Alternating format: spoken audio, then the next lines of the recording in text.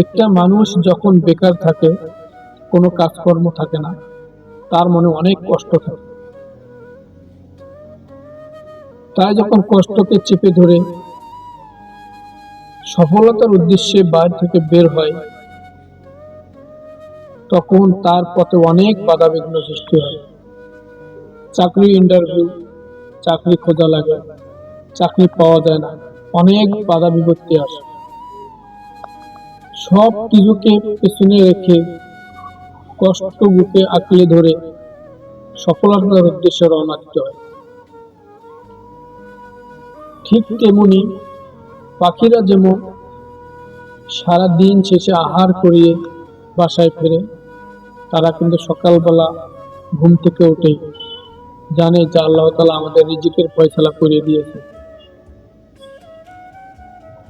তারা সেই উদ্দেশ্যে রওনা দেয়।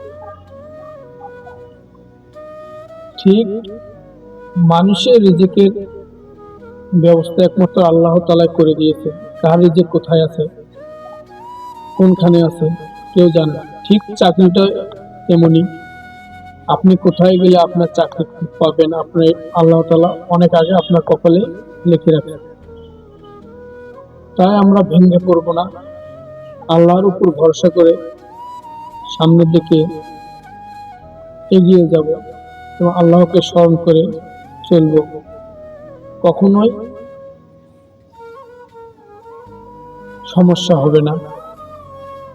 ওমা তৌফিক ইল্লা বিল্লাহ। আসসালামু আলাইকুম। ধন্যবাদ।